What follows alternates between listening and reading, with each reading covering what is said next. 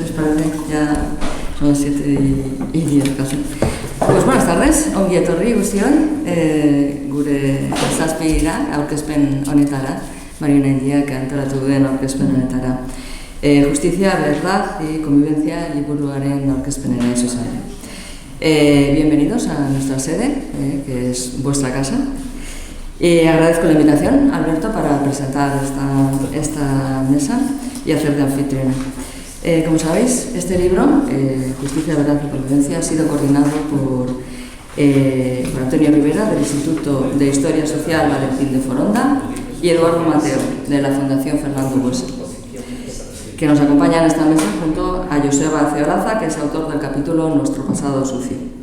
También nos acompaña Gorka Landaburu, que realizará el papel de incitador del debate, como un periodista que es, seguro que lo hará estupendamente y está encantado. Breves presentaciones porque conocemos de sobra a nuestros invitados. Eduardo Mateo Santamaría es licenciado en Ciencias Políticas y de la Administración por la UPV y actualmente es el responsable de Proyectos y Comunicación de la Fundación Fernando Buesa Blanco. Joseba Zeolaza, que estuvo aquí hace poco también presentando su último libro, Eta, la memoria de los detalles.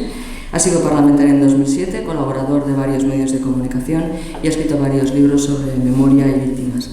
En este libro se recogen la 20ª ponencia, ¿verdad?, del seminario de la Fundación Fernando Buesa celebrado en Vitoria-Gasteiz en 2022.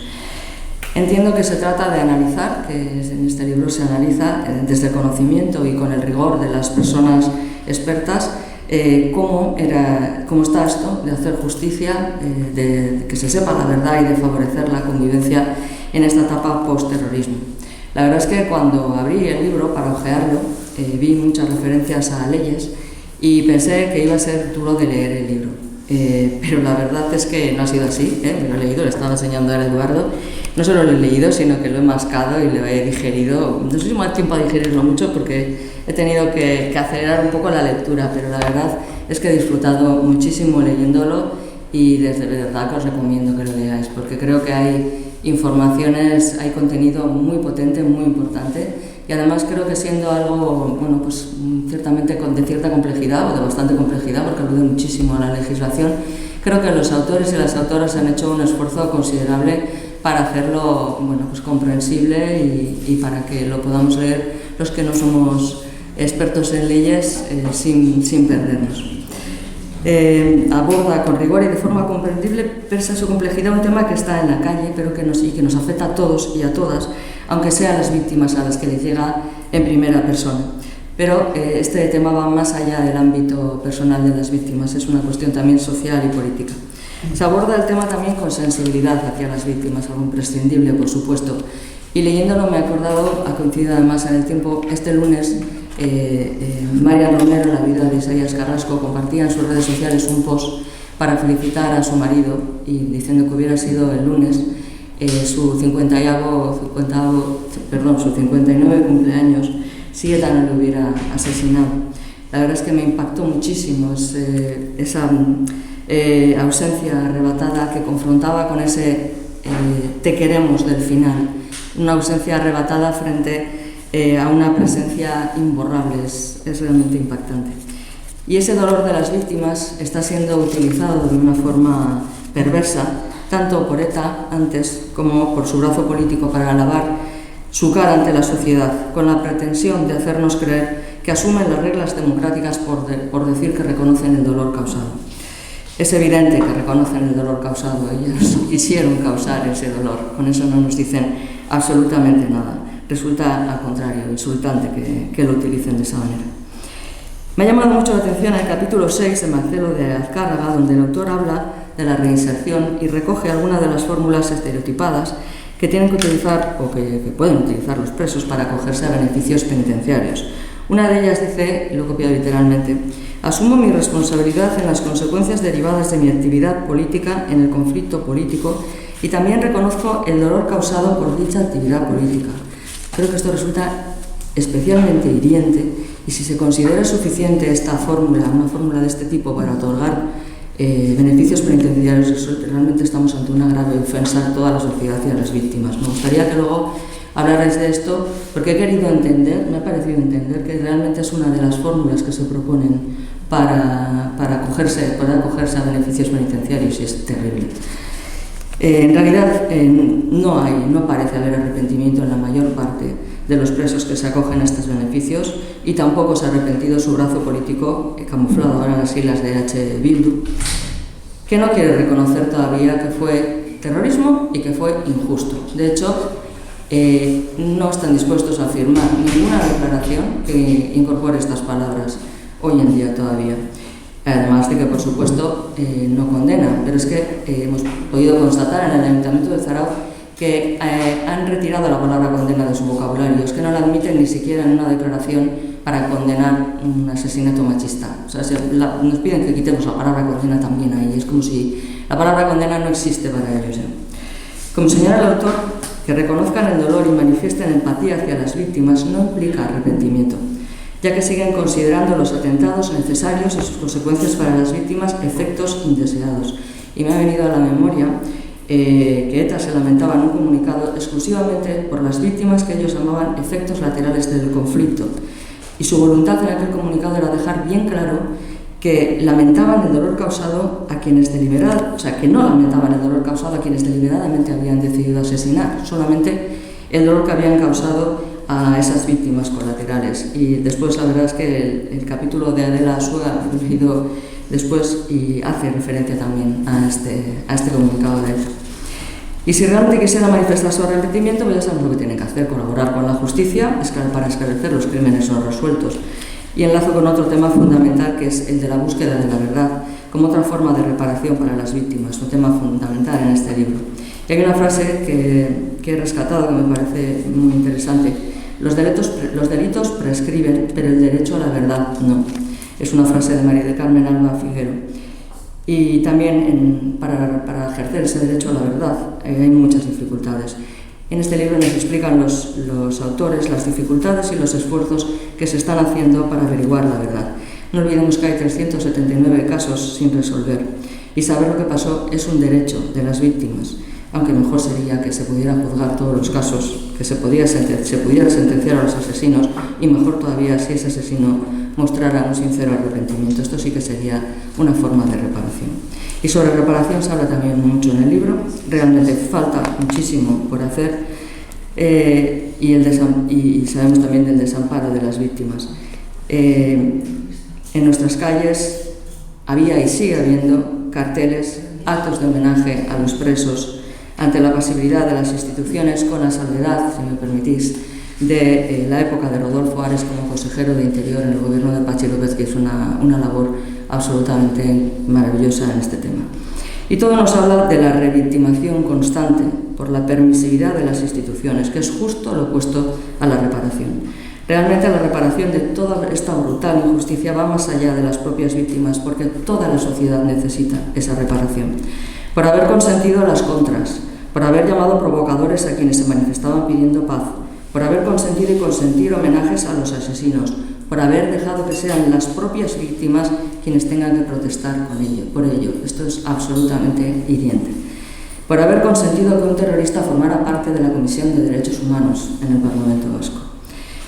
Y esa gran palabra, convivencia.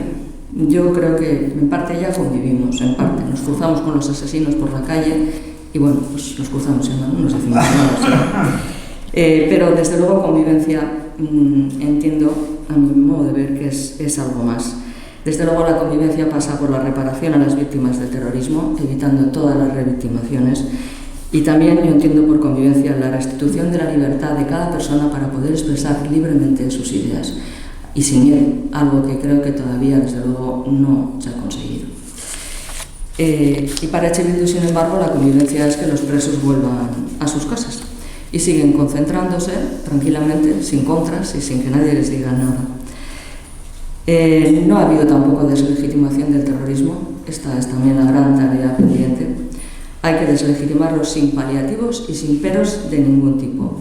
Un tema que aborda de una manera muy, muy interesante y muy brillante Adela Asúa también en su último capítulo. Con tristeza debo decir que esta es la asignatura pendiente y bueno, pues aquí nos encontramos, tengo que decirlo, con un PNV que está dispuesto a poner la alfombra roja a H. Bildu con tal de pasar página. Quizá para que no se aire demasiado su responsabilidad, permitiendo con su inacción política que camparan a sus anchas en las calles, con lo cual esto para mí desde luego ha sido un factor importantísimo en el mantenimiento de la actividad terrorista de ETA durante tanto tiempo. La verdad irá llegando, pero hay 379 víctimas que no han tenido ni justicia ni verdad.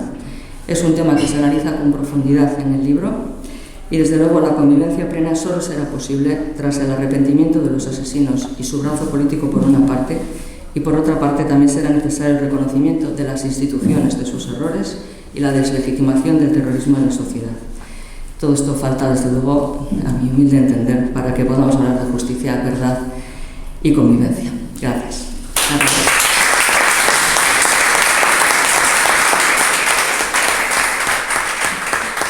Damos la palabra a Eduardo para que intervenga él, que es uno de los coordinadores de este gran libro de verdad. Arratsaldeon, eskerrik asko, Gloria. Has contado muchas cosas, las has contado muy bien, así que yo voy a ser todavía más breve de lo que iba a ser, porque yo creo que has abierto el melón del libro y has abordado cada uno de los temas que se tocan. Daros las gracias a la Fundación Mariona Indía, a Gorka, a Alberto, a Lourdes y a Joseba, que es uno de los coautores, que son los verdaderos protagonistas. El papel de Antonio Rivera y mío como coeditores pues es, en fin, organizar tanto el seminario como el libro y estas cuestiones que tienen las ediciones corales, y yo creo que el resultado pues es el que tú has contado. Estamos contentos porque básicamente es el fruto de ese debate que tuvimos en octubre del año pasado, 2022, del 20 Seminario Fernando Buesa, que se llama, como el título del libro, Justicia, Verdad y Convivencia, aunque ya el subtítulo lo hemos puesto a la hora de hacer el libro, Víctimas y presos en el escenario postterrorista del País Vasco. Es el sexto libro que hacemos en colaboración con Valentín de Foronda, fruto de nuestros seminarios, y bueno, es un libro que tiene 11 capítulos porque hay 11 coautores, porque son los 11 ponentes de las mesas que formaron ese seminario. Y como decíamos, uno de ellos está aquí, Joseba Ezeolaza. Hemos hecho presentaciones en Madrid. Hace 2 semanas estuvimos con Carmen Alba y con Kiko Tomás y Valiente, y invito también con Florencio Domínguez, y la semana que viene, dentro de 2, iremos a Bilbao con Adela Súa, ese capítulo al que tanto te has referido, y ahí terminamos la tournée que hacemos todos los años con el libro. Y bueno, básicamente la idea de este seminario, fuimos bastante oportunos, lo suele contar Antonio, lo contamos en la anterior presentación de Vitoria. Fuimos oportunos porque es un tema importante, relevante, que sale mucho en los medios y del que se habla mucho, y a veces no se cuentan bien las cosas. Y uno de los objetivos que teníamos a la hora de hacer este seminario, y también el fruto que es el libro, es que fuera un lugar en el que los periodistas y todos aquellos informadores que abordan estos temas en la prensa escrita, en radio y televisión, pues pudieran venir, pudieran escuchar, pudieran formarse, porque Gorka, que también es periodista, un buen periodista, en fin, sabe perfectamente, porque conoce el tema, lo mal a veces que se abordan estos temas, y se abordan y se dicen muchas cosas que a las víctimas le dan muchas esperanzas cuando hablamos de la lesa humanidad, de la no prescripción, de los casos sin resolver, y que luego cuando se aborda en el libro hay varios de los autores, como Azcárraga, el fiscal especial para estos casos, pues que las cosas no son tan fáciles ni son, en fin, tan sencillas. Por lo tanto, el seminario tenía como esa doble vertiente, una, abordar estos temas como hacemos en la Fundación y en el Valentín de Foronda, pero también dar una parte de formación e información, porque es necesario, porque estos temas a veces se frivolizan y, ¿sabéis?, hay entidades que hablan de estos temas dando unas expectativas, como digo, que luego no se pueden cumplir.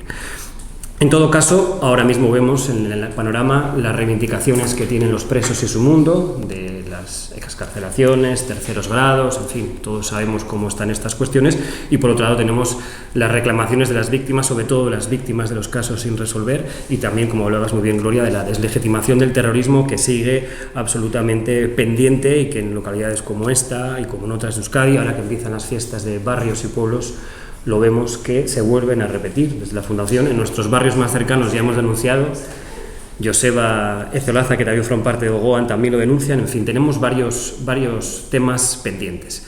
En todo caso, de esto va el libro, para eso está Joseba, para que nos cuente en parte su capítulo, y para eso está Gorka, para que nos, en fin, azuce y hagamos un poco de debate, pero sí quería, aparte, además de que Gloria había tocado algunos temas, hacer un poco un breve resumen de quiénes son cada una de las personas que participan en el libro, porque es un libro coral con 11 coautores. Y bueno, pues el capítulo primero lo escribe Shlomo Ben-Ami, es quien nos dio la conferencia inaugural, un capítulo interesante porque abordó de manera comparada diferentes conflictos bélicos que hay en el mundo, diferentes terrorismos, y hablando de cómo se aborda la verdad y la justicia en diferentes conflictos. Bueno, no pudo estar presente, entró de manera online, pero yo creo que es una buena manera de ver el libro y vernos, en nuestro caso, el caso de Euskadi, dónde estamos y cómo han sido otros conflictos, estas situaciones. Él fue el primer embajador de Israel en España, mediador en el conflicto árabe-israelí, en fin, nadie mejor que él para hablarnos de estas cuestiones. El segundo capítulo nos parecía interesante traer a Ángel Luis Ortiz, que es el secretario general de instituciones penitenciarias, para que nos dijera cómo son las penas, cómo cumplen los presos sus penas por delitos de terrorismo, y fue una conferencia técnica pero muy clarificadora, y en el capítulo lo explica perfectamente cómo está esa situación y a qué se pueden atener, qué debemos de esperar, ¿no?, de toda la ejecución de esas condenas por delitos de terrorismo. Y después ya tuvimos diferentes mesas, y los capítulos van sucediendo. En una de esas mesas estaba Carmen Alba, que en su momento fue la directora de la Oficina de Atención a las Víctimas del Terrorismo en la Audiencia Nacional, una mujer que durante años escarbó, buscó todos aquellos expedientes que están diseminados por toda España, por diferentes archivos, hizo una labor muy importante. Ahí están en parte ese conteo de los 339 casos en resolver, más o menos. En fin, una mujer que ya no trabaja en este ámbito, pero que sigue reclamando esa labor de justicia y de verdad, porque ella dice, si no hay justicia tendrá que haber verdad, y la verdad no prescribe. Importante este asunto. En esa misma mesa también estaba Jaime Tapia, que era un fiscal magistrado del País Vasco, de la Audiencia de Álava, pero que hoy en día es asesor en temas de política penitenciaria, de presos, y bueno, pues nos habló un poco de la labor que tiene el gobierno vasco a día de hoy, hecha ya la transferencia de prisiones, y también José Ricardo de Prada, magistrado de la Audiencia Nacional, que también nos abordó cómo es este asunto desde la Audiencia Nacional, como sabéis es el tribunal encargado de estos temas. Una mesa interesante y en el que hubo bastantes discusiones, y que bueno, está todo en el libro, pero también los vídeos están grabados en YouTube y también podéis ver, porque cuando las cosas se hacen en directo pues también se ven de otra manera. Otra de las mesas fue en la que participó Marcelo de Azcárraga, que es lo que contaba el fiscal especial para los casos sin resolver, que tiene la Audiencia Nacional, que está intentando abrir esos casos, intentar investigar. La cosa va muy despacio, no es fácil porque muchos están prescritos, muchos de los expedientes están diseminados y algunos ni existen. Entonces, en fin, tiene esa labor. Maite Pagaza, conocéis todos, eurodiputada, víctima del terrorismo, fue presidenta de la Fundación de Víctimas, y desde instancias europeas pues ella ha trabajado en ese comité de trabajo que el Parlamento Europeo vino a España, hizo una serie de recomendaciones. Bueno, Maite es una gran conocedora de estos asuntos y también en su capítulo es bastante crítica con muchas de las cosas que suceden aquí. Florencio Domínguez, director del Memorial, quizás uno de los periodistas, mejorando el presente con Gorka, pero que mejor conoce el terrorismo de ETA, y tiene un capítulo muy interesante. Todos son interesantes, pero este especialmente muy clarificador en torno a lo que significa lesa humanidad, la prescripción. En fin, no contemos las cosas de manera banal, porque él lo deja muy clarito hasta dónde pueden llegar las cosas, y bueno, es un capítulo muy interesante. Vino la primera de las presentaciones en Vitoria. Y la última mesa, uno de ellos está aquí, Joseba Ezeolaza. Bueno, hablando de nuestro pasado sucio, de lo que esta última mesa era un poco hablando de esa última parte del título, la convivencia, qué podemos hacer con todo lo que tenemos, cómo avanzamos como sociedad. Pues el capítulo de Joseba, nadie mejor que él para contárnoslo, porque está hoy aquí y hace poco también estuvo con su magnífico libro La memoria de los detalles. Y en esta mesa también estuvieron Kiko Tomás y Valiente, hijo de Tomás y Valiente, periodista, experto en tribunales, es vicepresidente de la Fundación de Víctimas, también es muy crítico en su artículo con muchas de las cosas que suceden, y ahí está su capítulo. Y por último, de la SUA, también por todos conocida, ha sido hasta hace muy pocos días miembro del Consejo de Estado, ya es jubilada, tenía ganas de jubilarse, también ha sido vicepresidenta del Tribunal Constitucional, profesora de la UPV, en fin, una mujer. Es la segunda vez que la invitamos, y que en su capítulo también es muy interesante, muy oportuno para cerrar. Bueno, este es el elenco de participaciones, y yo creo que el debate sigue estando a día de hoy en la calle, lo seguimos viendo, y yo creo que bueno, esto es un granito más para dar a conocer lo que estamos viendo en Euskadi y en Navarra con este asunto. Y yo creo que poco más, porque lo que ha contado Gloria y lo que van a contar Joseba y Gorka, pues luego podemos debatir. Así que eso es por mi parte.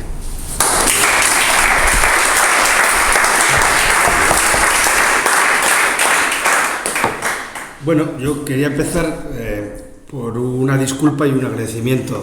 Entre el público hay gente que este año me ha escuchado ya 4 veces. Entonces, claro, uno no es tan brillante como para decir cosas nuevas siempre que habla del tema. Así que, bueno, disculpas por si utilizo algunas ideas y algunos conceptos que ya habéis escuchado, y un agradecimiento especialmente a Eduardo y a la Fundación, porque para preparar el libro de ETA, la memoria de los detalles, esto no lo he contado nunca, la base de ese libro, la base de las reflexiones de ese libro, no tanto de las anécdotas, pero sí de las reflexiones más hondas, son toda la bibliografía, toda la enciclopedia que está publicando Fernando Buesa. No sé si son 6 o 7 libros que me regalaste en una visita que te hice, y gracias a ese regalo surge más o menos la parte más intelectual, si queréis, o más reflexiva del libro que planteé.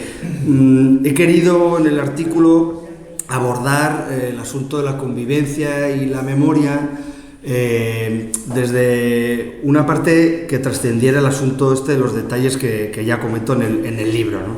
La preocupación de qué se hace cuando la violencia termina no es una preocupación genuina de la sociedad española y de nosotros.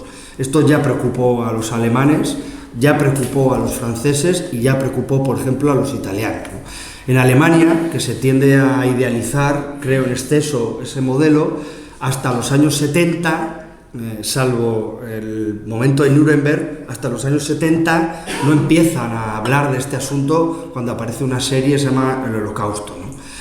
En Francia todavía están con el síndrome de Vichy, que se llama, ¿no? Es decir, creer que toda Francia era una Francia resistente, ¿no? Y que los colaboracionistas pues no existen en la memoria francesa, ¿no? En el caso, por ejemplo, de Italia, los presidentes de la República Italiana en el 2001-2002 firmaron amnistías para grandes terroristas italianos de las Brigadas Rojas, como ha puesto de manifiesto justo esta semana Mario Calabresi, que es el hijo de un policía que asesinaron, ¿no? En Argentina y en Chile es verdad que en algunas cosas son ejemplares, pero también tuvieron su ley de amnistía, su ley de punto final, ¿no? Entonces, esta es una gran preocupación del ser humano. ¿Qué hacemos después de un periodo de violencia y de terrorismo?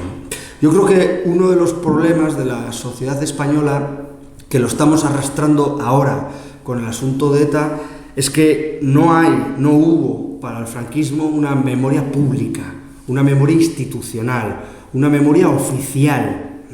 Y eso ha provocado que el relativismo sea más común de lo que debería ser, ¿no? Por ejemplo, hay 2 grandes mitos del franquismo que han llegado hasta nuestros días, creo que porque no ha habido una memoria democrática, que es el mito de que en la guerra civil hubo 2 bandos igualmente mortíferos e igualmente responsables, y el asunto de los fusilados por envidia, ¿no? Es decir, el franquismo despolitizó los asesinatos y parecía que era una guerra entre hermanos por problemas de lindes y por envidia, ¿no? Cuando fue una persecución política. Y eso es lo que implica no tener una memoria pública y una memoria oficial, ¿no? Y de eso creo que tenemos que aprender ahora, ¿no? Porque es muy importante que las instituciones reconstruyan un relato lo más respetuoso posible con lo que realmente ha ocurrido, y que sea capaz también de deslegitimar la violencia, ¿no? Paracuellos se convirtió en el terreno de la compensación y no en el terreno de la reflexión ética frente a las crueldades de la violencia, ¿no? Y ese creo que es uno de los problemas que seguimos arrastrando, ¿no? La memoria, mirar al pasado, no siempre es agradable, nadie dice que lo sea, ¿no? Por eso, sociológicamente, el olvido tiene tanto éxito, ¿no? Porque el pasar página es una idea muy común, pero no solo entre los españoles, sino, como he dicho, entre al menos la sociedad europea, ¿no? Y el olvido a menudo se equipara con el deseo de normalidad, ¿no?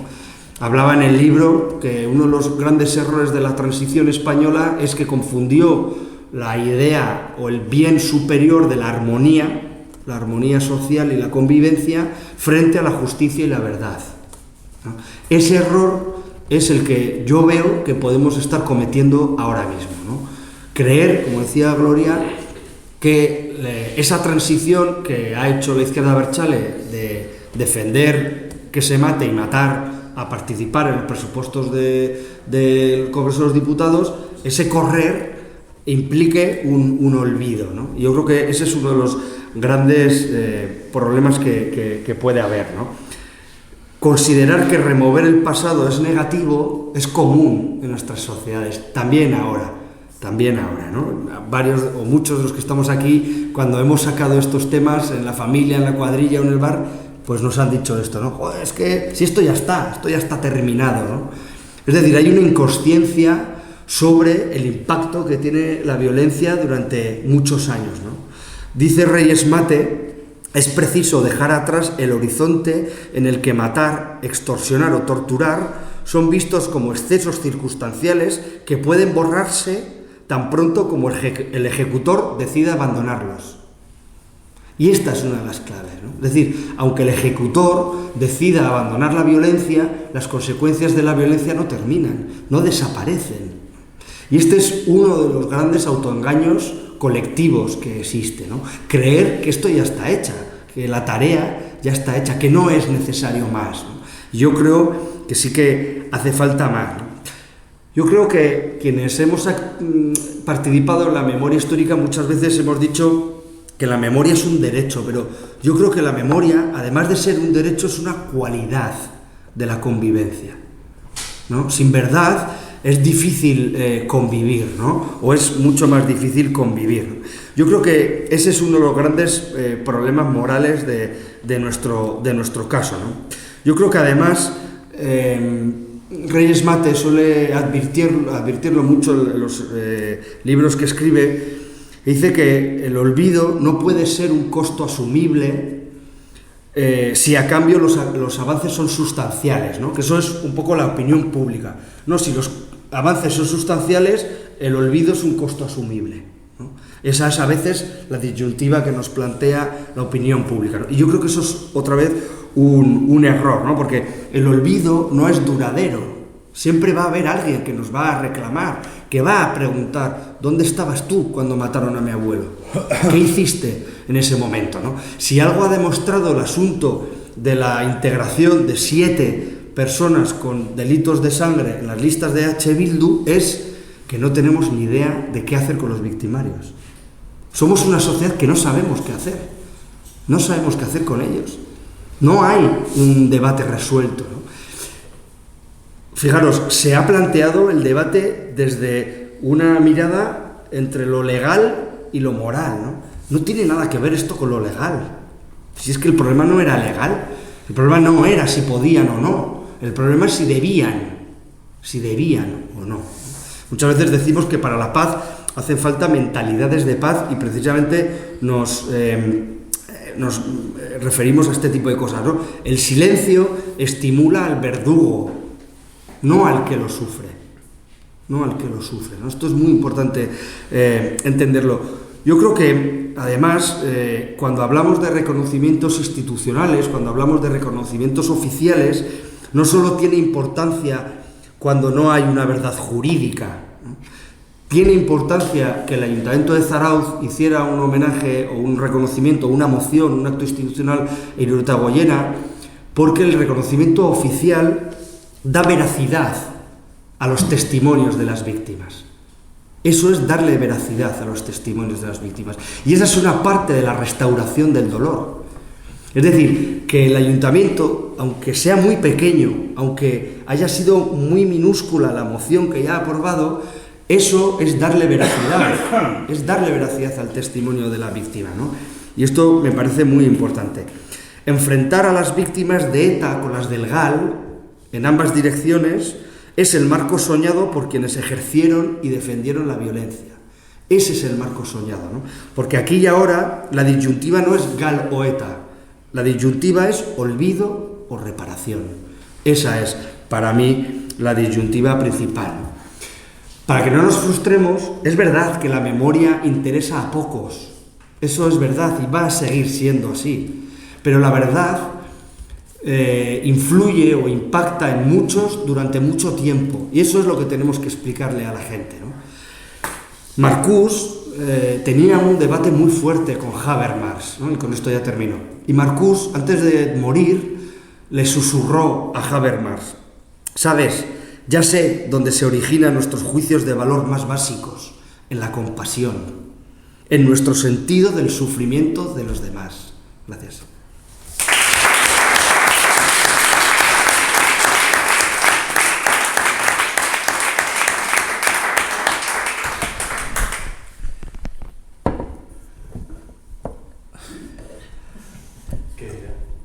Arratsaldeon, familia.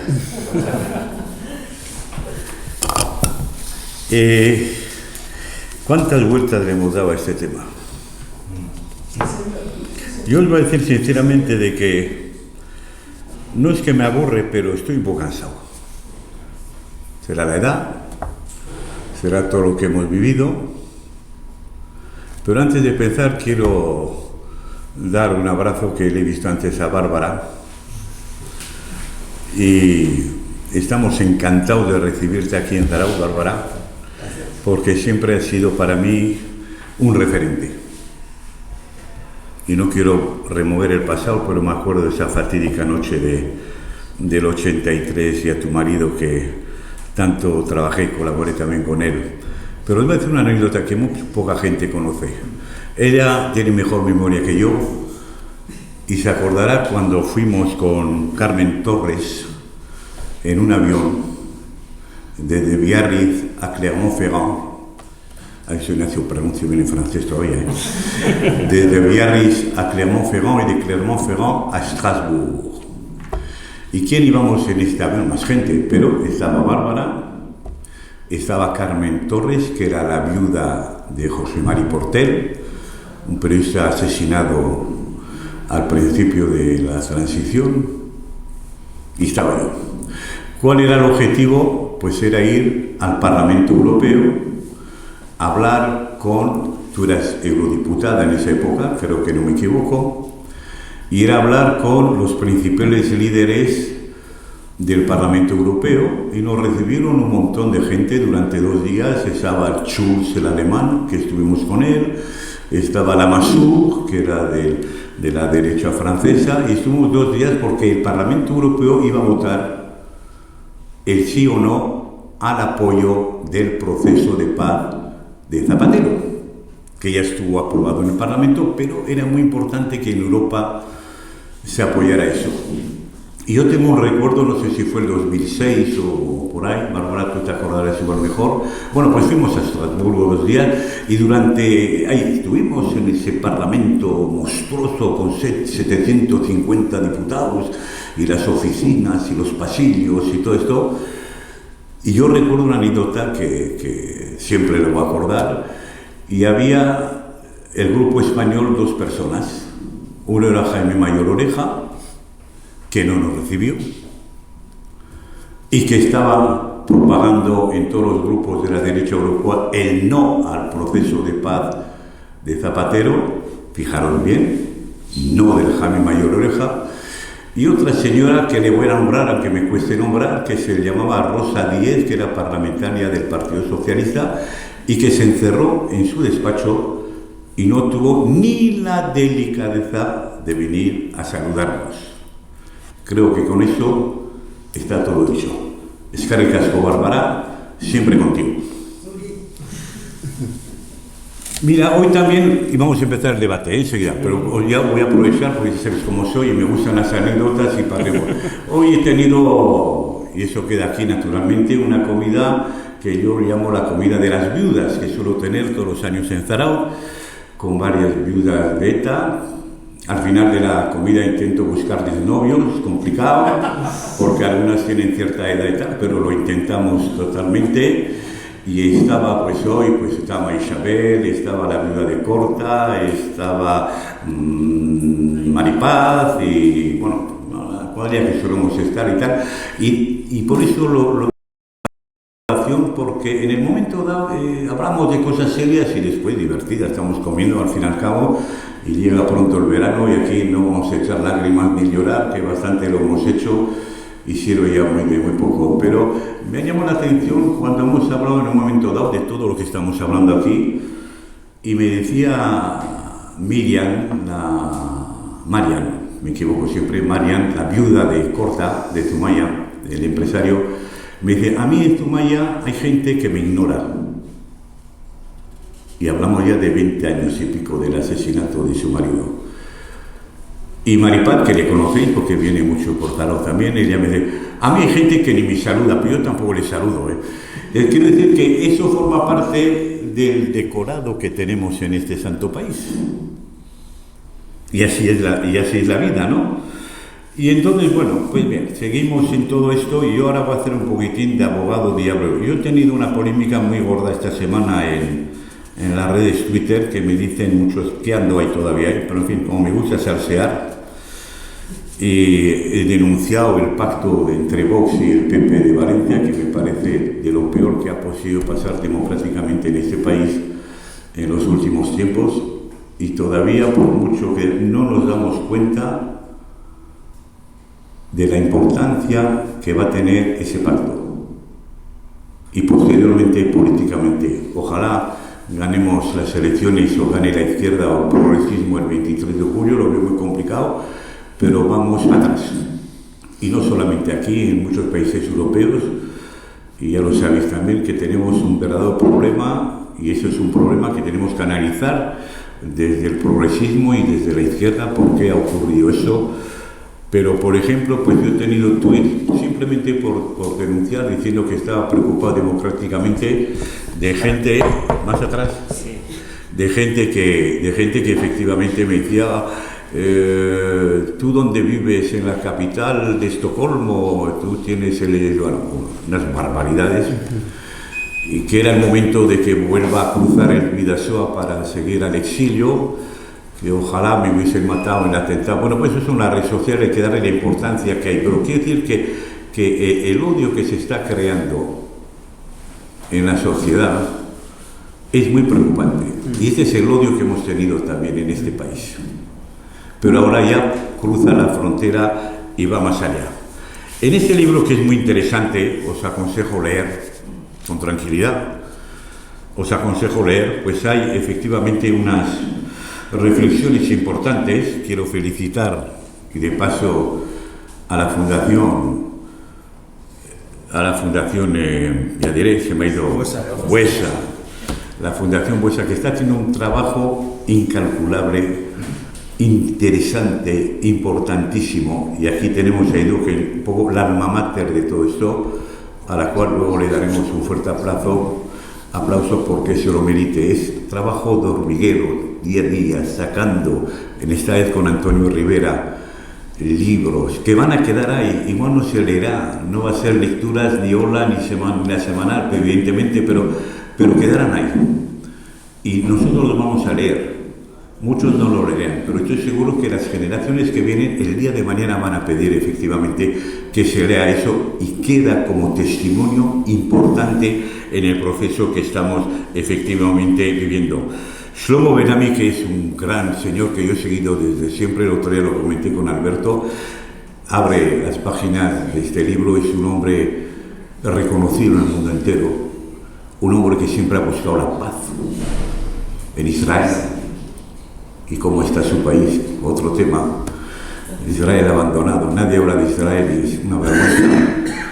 Pero ha estado en Colombia, fue el primer embajador, y dice en un momento que nos indica que la paz en el País Vasco no fue el resultado de una negociación. Al final no hubo negociación, hubo un proceso, pero no hubo negociación, como lo fue en Irlanda, Colombia o Sudáfrica. Por eso concluye, y dice Shlomo Ben-Ami, que muchas veces hay que plantearse cómo equilibrar adecuadamente la justicia y la paz. Ahí es una gran frase esa, el equilibrio. Porque claro, no es solo la justicia que hay contra los victimarios, contra el terrorismo. Y en ese libro hay muchas cosas muy importantes, pero desde mi punto de vista irrealizables. La justicia no llega no hemos adecuado la justicia, evidentemente, pues al tema del crimen de lesa humanidad, muy complicado hoy en día. Pero y gracias al Parlamento Europeo se alimentó eso. Maite Pagazaurtundúa lo ha movido y ha hecho un trabajo excelente en todos estos temas, ¿no? Pero bueno, yo lo que quiero decir es que a mí, para tocarme la moral, hay que tocármela bien, y para bajar los brazos, todavía mucho bien, ¿no? Joseba dice también que ni la convivencia, Kiko dice ni la convivencia ni la reparación pueden construirse desde la indignidad. Esa es la palabra. Hemos aceptado demasiado una cierta indignidad. Entonces, claro, las víctimas, nosotros, a mí no me gusta mucho hablar de víctimas, bueno, siempre he considerado una víctima privilegiada porque tiene un micrófono, tiene una radio, tiene un periódico, una revista. Yo siempre me he expresado intentando ser coherente desde hace 40 años. Entonces yo cuando digo ahora actualmente y los esfuerzos de Joseba, y tiene toda la razón, y hay que leerlo además con lupa, porque todas las palabras son importantes. Las palabras hoy en día pues se han desvirtuado en muchas cosas. Entonces, claro, decimos reparación, justicia. Claro que necesitamos reparación y justicia. Pero ¿va a haber reparación verdaderamente? ¿Va a haber justicia verdaderamente? Lo dudo. Os digo sinceramente. Lo dudo porque las sociedades avanzan. Joseba nos ha hablado de Alemania, tardó hasta el año 70. En Francia estamos, y conozco bien el tema, de Pétain, Vichy y compañía, lo han abordado, pero 40, 50, 80 años después.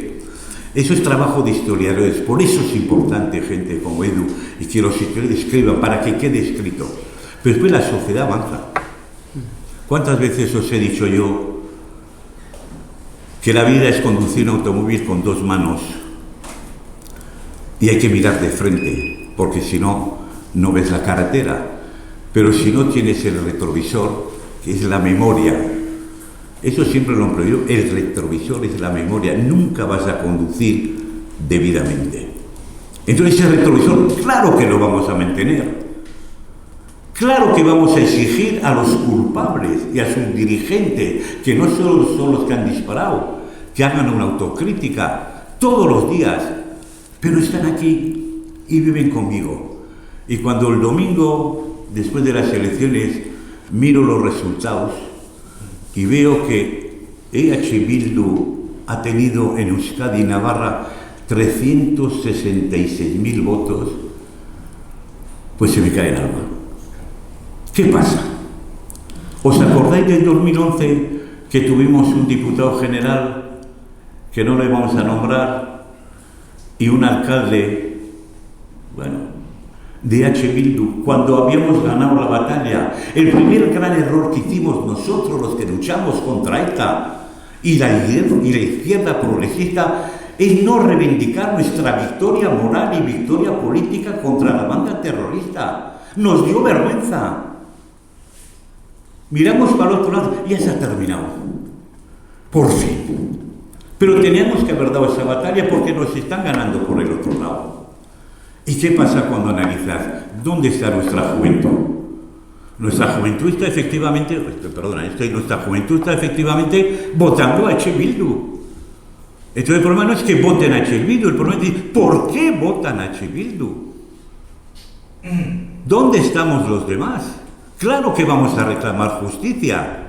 Entonces la pregunta que les voy a hacer a los dos, está muy bien.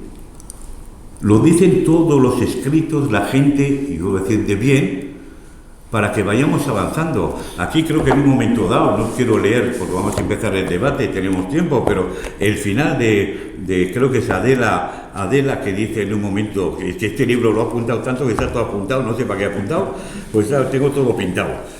Y dice que sin más ya es tiempo de pasar página. Lo comenta ella, no es favorable, pero dice, ¿qué deseamos olvidar? Al fin y al cabo ya han sido juzgados la mayoría de los asesinos, ya han cumplido pena la mayoría y quedan en la cárcel menor número de presos de ETA que nunca. Y es cierto. ¿Acaso no se pasó página del franquismo cuando se acabó aquel régimen? E incluso se amnistiaron sus crímenes, al igual que se amnistiaron los de ETA anteriores a la Constitución. Pues ciertamente así fue. Pero ¿quién prefiere ese modelo de olvido? No estará legitimado para exigir hoy declaraciones de arrepentimiento a los terroristas. Bueno, pues eso es una gran verdad. Nos guste o no nos guste. Entonces podemos discutir, ponemos más feroz, exigir a Otegi, que le vamos a exigir, que a no sé qué, pero Otegi, toda esta gente, cuando obtiene 366.000 votos, sale reforzada moralmente. Dice en privado, no, estuvo mal tal, pero no lo podemos decir en público. Pero cuando ganan las elecciones en Guipúzcoa, dice, hemos ganado. Entonces tenemos cierta parte de razón. Y nosotros estamos en el escartón, que evidentemente hemos sacado 2 concejales muy contentos, etcétera, pero llevamos años sacando 2 concejales, luchando por la paz, por la libertad, por la democracia, por el progresismo, y tiramos para adelante y ya tenemos canas que pintar, pero la realidad pinta de otra manera. Entonces es una reflexión que os quiero hacer: justicia, reparación. La verdad siempre triunfará, porque la verdad es la verdad, tarde o temprano. Pero ¿qué tenemos que hacer más? ¿Seguir en el camino? Por supuesto, yo le felicito a Joseba, a Ingu y a todos los que trabajan en ese sentido. Pero tenemos que hacer una reflexión. La sociedad avanza. Nuestros hijos, y yo el mío, que ha vivido el terrorismo de cerca, pues hablamos de vez en cuando, lo tiene muy claro él, evidentemente. Pero de su cuadrilla, los míos, no te digo nada. Alberto, los tuyos, ¿cuándo hablamos? Y recuerdo una gran frase de un periodista francés en los años 70 que vino a verme aquí, en plena transición de la amnistía y compañía, y me decía Gorka, en San Sebastián, oye, aquí hay gente que murmura en los bares y otros que hablan muy fuerte. Le digo, sí, es que los que hablan fuerte son de la Real o del Athletic, y los que murmuran intentan hablar de política. Bueno, esa es una broma, pero fue verídico, era un periodista de François. Y yo me da la impresión que no hemos avanzado. Evidentemente se ha reconocido a las víctimas, evidentemente que hay que apoyar a las víctimas, evidentemente que hay que relatar y no hay un relato, hay una sola verdad, evidentemente que se han hecho películas, se han escrito libros, se han hecho series, pero también os acordaréis, y hoy me estoy alargando más hoy, perdonad, pero que es de una cosa, os acordaréis en los años 80 cuáles las películas que notaban: La fuga de Segovia, Miquel, la muerte de Miquel, el asesinato de, ¿cómo era la película? El Ogro, de Carrero Blanco. No había ninguna película sobre víctimas, ninguna serie. Ahora ha aparecido el libro Patria, menos mal, la película Maisabel, en otro contexto. Hemos tardado tanto tiempo. Es igual que decía Antonio Rivera, amigo mío, del alma, como se suele decir. Oye, ¿cuándo se ha escrito todo esto? Todo lo que es esto son jóvenes, se ha escrito ahora. ¿Quién escribía en los años 80 o en los años 90? Historiadores muy pocos. Y no les culpo, están callados como el resto de la sociedad. Entonces hoy en día sales a la calle y digo, déjame en paz. Vamos a vivir en paz, claro que vamos a vivir. Pero yo lo único que digo, ese retrovisor es importante. Entonces la pregunta que os hago hoy, perdonad que me haya alargado tanto, pues ya me conocéis. ¿Qué se puede hacer frente a una sociedad que mira para otro, que siempre ha mirado? Aquí en Francia, en Alemania, como tú dices, tal, los pecados los miramos para otro lado. ¿Cuál es la labor que tenemos que hacer? ¿Es pedagógica? ¿Es educativa? No hay que dar la chapa, como algunos me dicen también, no des la chapa, etcétera. Y entonces por eso yo te digo que soy un poco pesimista en todo esto. Bueno, era para animar el contar un poco, No tengo yo la fórmula mágica, pero sí que me parece importante una cosa. El Gobierno de Navarra hace 2 años hizo una encuesta entre alumnos y alumnas de 13 a 17 años y les preguntó pues, si conocían a Miguel Ángel Blanco, si conocían ETA, y la gran mayoría de alumnos y alumnas decían que no. Pero es que es normal. Es que eso es normal. Quiero decir que tendemos a la frustración porque vivimos con mucha pasión este tema, pero es que eso es lo normal.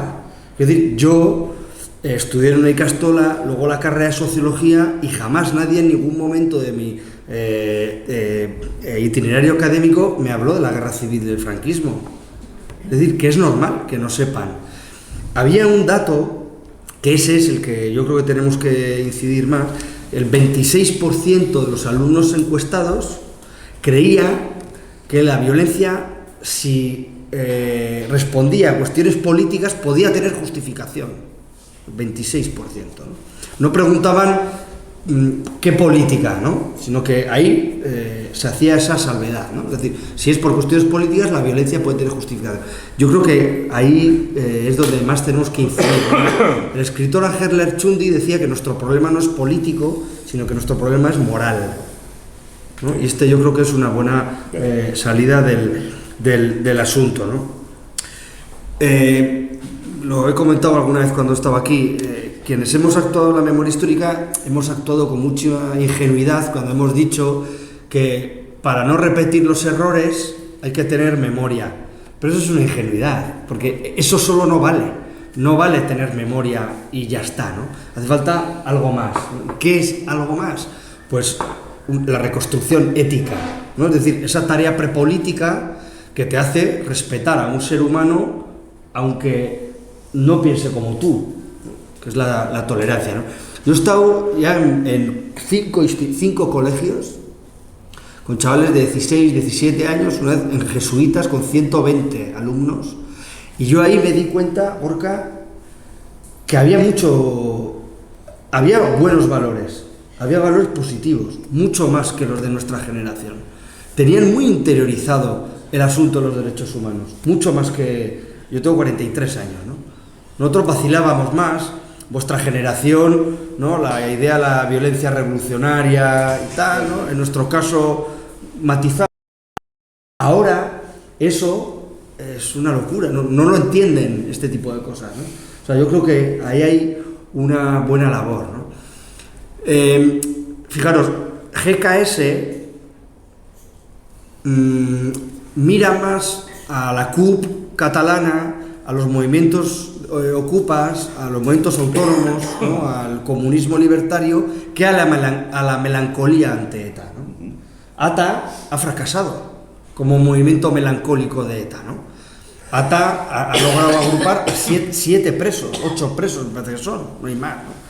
Es decir, que ahí no hay una vuelta, una mirada en eso, ¿no? Yo creo que en ese voto joven a la izquierda abertzale, yo creo que hay un problema que es la sensación de la levedad de ETA. La levedad de ETA. Yo escribí una vez un artículo con este título, ¿no? La levedad de ETA. Que me da la sensación de que hay gente que cree que no fue para tanto. Claro. Que no fue para tanto, ¿no? Y este es uno de los grandes problemas, ¿no? Y no quiero con esto polemizar, pero en las declaraciones del delegado del gobierno de Madrid, diciendo que Bildu ha aportado más a España, tal, hay esto, en parte. La sensación de la levedad de ETA. Bueno, no ha sido para tanto, ¿no? Y entonces creo que es lo que tenemos que evitar. ¿Cómo? Bueno, pues mi aportación es hablar de los detalles, ¿no? Que es una forma pedagógica de entrar a los chavales. Perdón. Siguiendo con la argumentación de Joseba, la aportación de la Fundación Buesa y la Entiende Fronda cuando nos unimos es contar lo que contamos, hacer lo que hacemos, pero como yo que todos, al final, todo lo llevamos en nuestra propia experiencia, en mi generación, yo tengo 3 años más que Joseba, tengo 46, pero yo veo que, por ejemplo, la gente de mi generación, mi hermano, mis amigos, por ejemplo, y otra gente, no quieren hablar de lo que nos sucedió, y cuando sus hijos, algunos les preguntan, ya no sé si no es hablar, no lo cuenta, pero cuando les preguntan, ¿y tú qué hiciste? ¿O qué hacías? Porque si esto era tan tremendo lo que pasaba, ¿qué hacías? La mayoría se callan, porque se ven en el espejo de que mucha gente no hacía nada. Por lo tanto, ese silencio que muchas generaciones ahora mismo tienen, nuestras generaciones, porque en su tiempo no hacían nada, porque ETA era un problema de otros, porque quien se metía en política sabía lo que conllevaba. En fin, yo creo que hablando en mi experiencia propia, yo creo que ese es un problema. En mi cuadrilla a veces esto se habla, ¿y qué más queréis? O tú estás, ¿qué más queréis? Si ya está, si ya no matan, si ya las víctimas tal, ¿qué más queréis? Hombre, ¿qué más queréis? Vamos a las fiestas de los barrios, que es al lado de mi barrio Saramizcarra, o Judizmendi, que está al lado de la fundación y es el barrio de donde es Ugarte, uno de los asesinos de Fernando y de Jorge, y sigue habiendo carteles y sigue habiendo reivindicaciones continuas, ¿no?, de estos héroes, de este pobre vecino al que se le encarceló.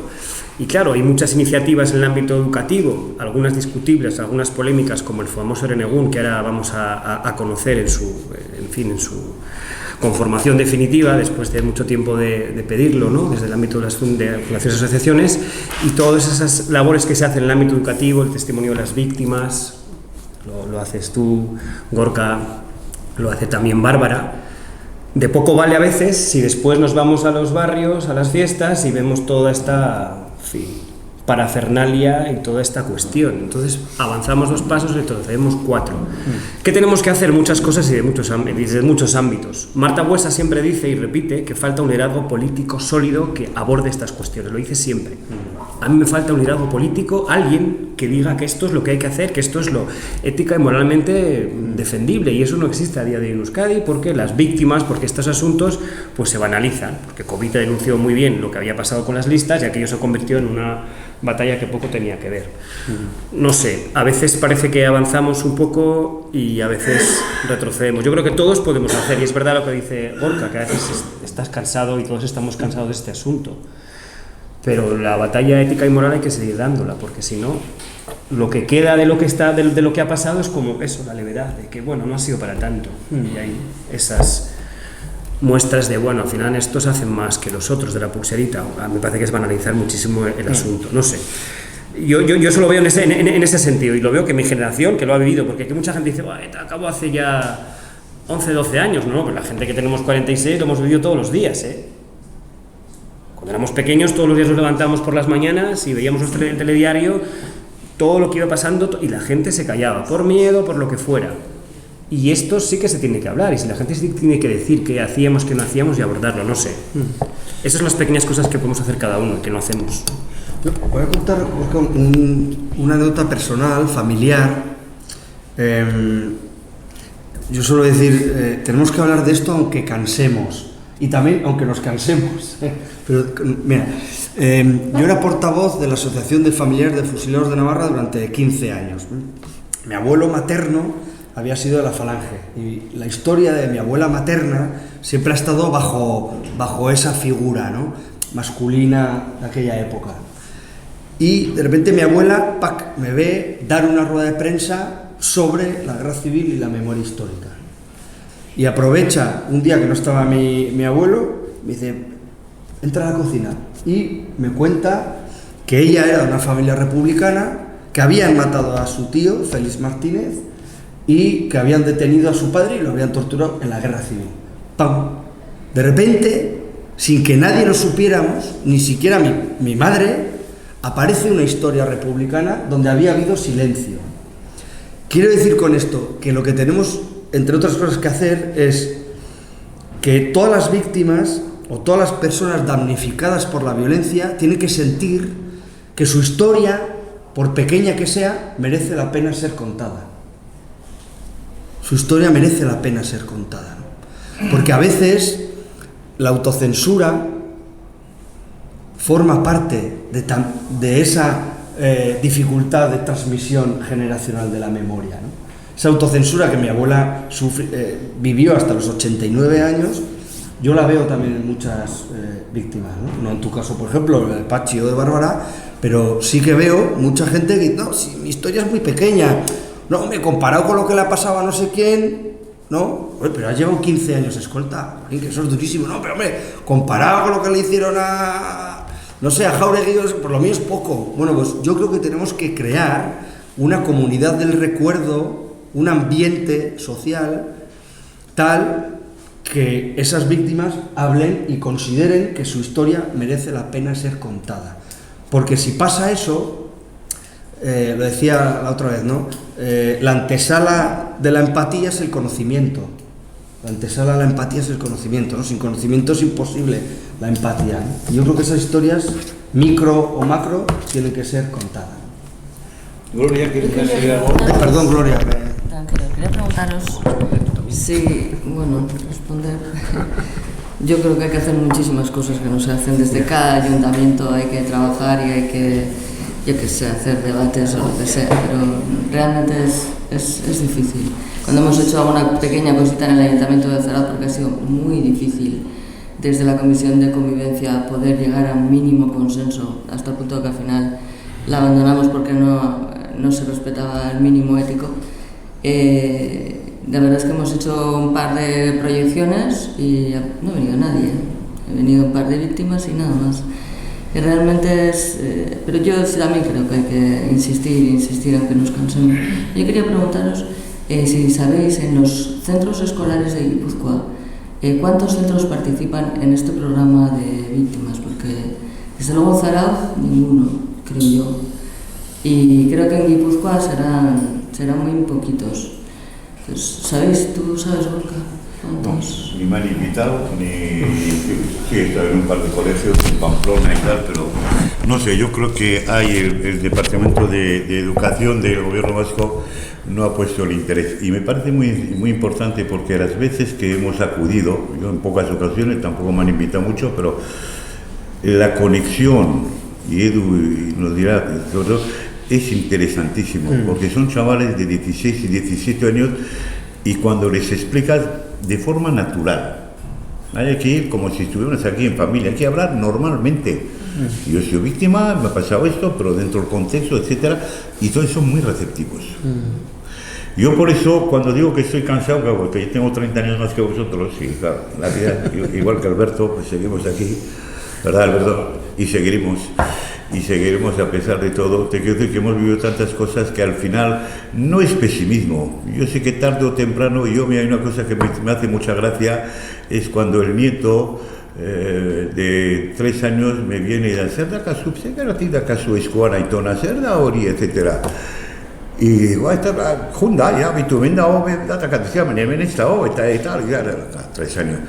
Y después un día le tengo que explicar. Claro. Y llegará el momento, y cuando el momento llegue, él le explicará quién ha sido su padre, y su abuelo, y su bisabuelo, y sus cosas.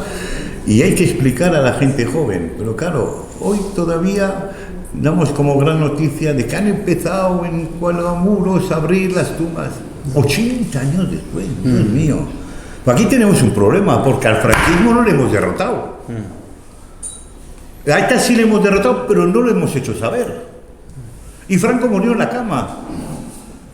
Y ETA murió entre Oslo, Suiza, Jesús Eguiguren y tal, y porque se le fue a por ellos y se acabó la historia. Entonces es complicado. Y el mundo ha cambiado. El mundo ya no es del 70, ¿verdad, Pachi? Ni del 80. Estamos en el 2023. Hoy el mundo, la juventud está en otro rollo. Ahora sí tenemos que insistir, por eso Gloria tiene razón de preguntar, a las instituciones, a los ayuntamientos, al gobierno, al parlamento, de que tiene que meter esto en la escuela como asignatura obligatoria, que se llama en Francia instrucción civique, que es hablar de la moral y de la historia.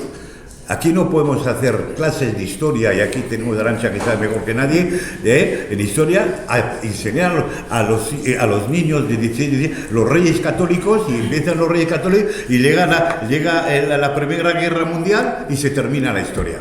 Pues hay que hacer al revés. Hay que empezar por ETA y terminar por los reyes católicos. Porque el fin de curso no llega ni a la guerra civil. Y estamos con la guerra civil, con 100.000 tíos, y todavía queremos... Bueno, pues a pesar de ese pesimismo que he introducido, que es real de todas maneras, hay que seguir trabajando.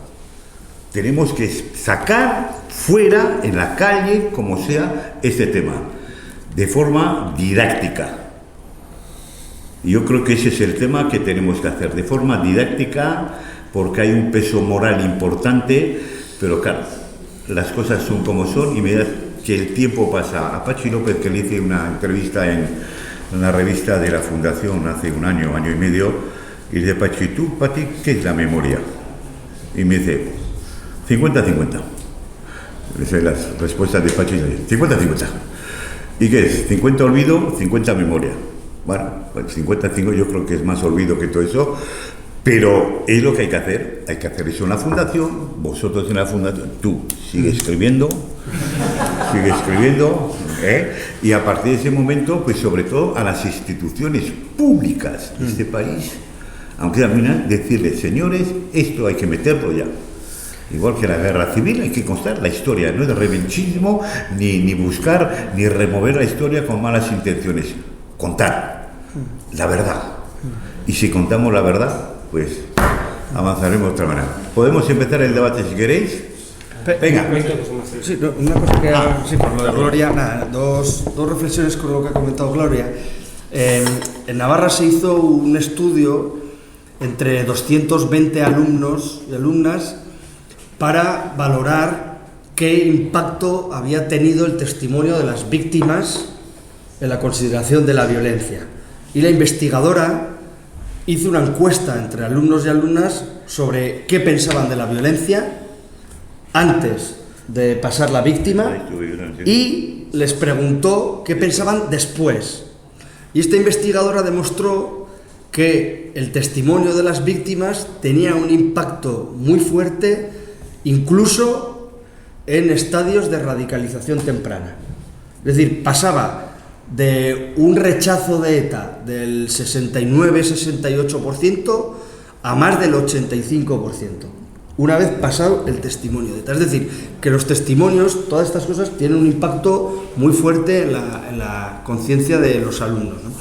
La gran mayoría, bueno, Eduardo sabe más de los datos de Euskadi, la gran mayoría de los colegios, institutos de Navarra que están participando en el programa, desgraciadamente, son colegios del modelo, en Euskadi, o sea, en Navarra se llama G, que es el de castellano, y privados. Desgraciadamente, los institutos públicos y las ikastolas no están participando, pero ya el Ministerio de Interior tiene su propio programa para todas las provincias, todos los territorios de Euskadi y Navarra, y fijaros, el 80% de los institutos que han pedido participar en ese programa del Ministerio de Interior para el resto de España son públicos. Es decir, que es el dato contrario al nuestro. Si aquí la mayoría son privados, en otras provincias son públicos, ¿no? Especialmente Andalucía. Por eso hay lo que hay que hacer aquí. Claro. Que el asunto, hablando de los datos, tampoco yo me sé todos los datos, pero en el caso, por ejemplo, de Álava, en Euskadi, pasa lo mismo, se repite lo mismo. Los colegios públicos de Euskadi no son los que menos tienen el programa de víctimas a día se llama educadoras. El que menos son los concertados, de corte de colegios católicos, yo que sé, en Vitoria, os digo, marianistas, corazonistas, el CEU, todos esos participan. Todos esos, por ejemplo, van al memorial.